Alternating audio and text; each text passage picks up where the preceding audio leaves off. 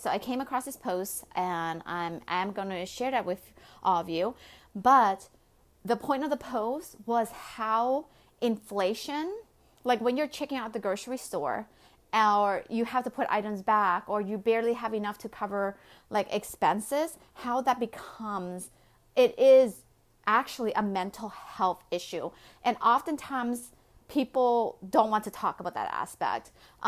If you've been around, my corner of the internet, or are familiar with my story, I came here as a refugee from Laos, experienced poverty in both a third world country and here in the United States.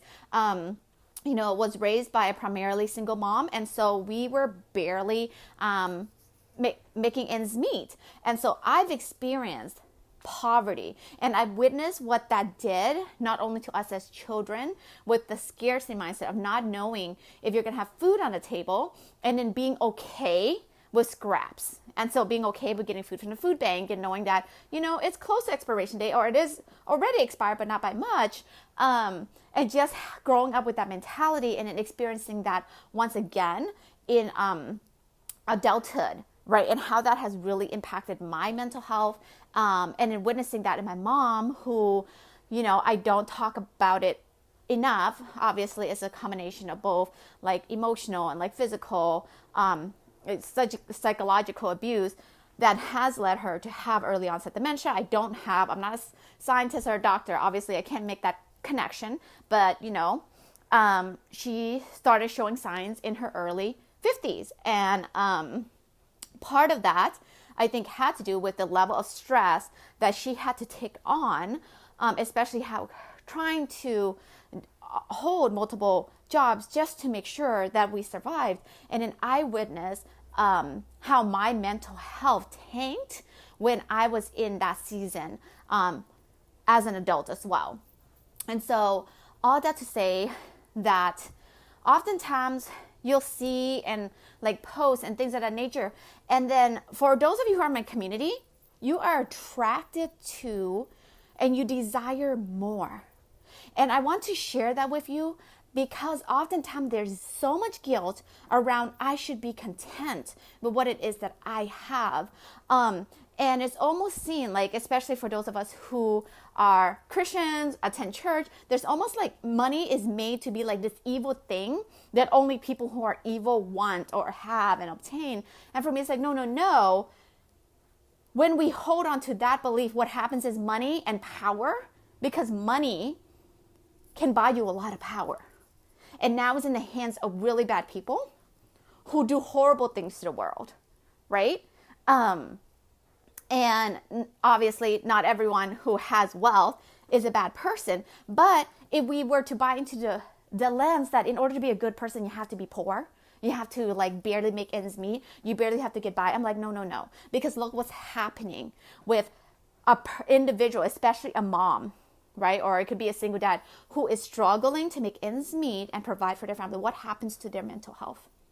What happens to the mental health of those children? Again, I'm not going to speak into that element because I try to stay on like kind of my side of things just because I'm not a psychologist. And so I'm just going to share like the post here for all of you.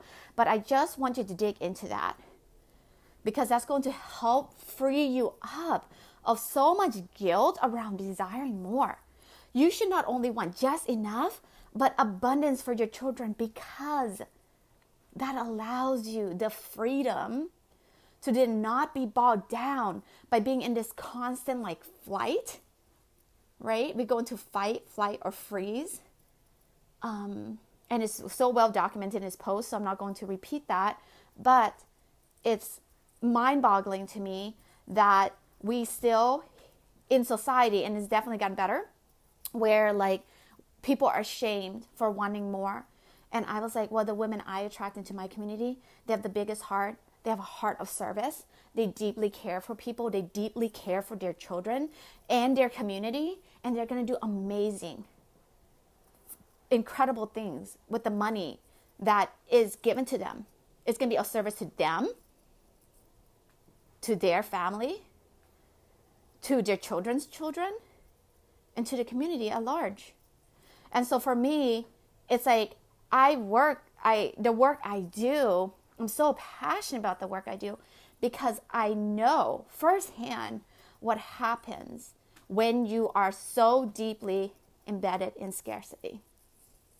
When you go up to that checkout line at the grocery store and you have to put stuff back, right? And so because of that, it's like for me, it's like, okay, if that is what I have gone through, what I've experienced, then without a shadow of a doubt, absolutely 1000%, I will do everything within my power to help you with your mindset, because it starts there first. And you still take the aligned action. That's the work, right? We talk about like the work, and just like the inner work we do.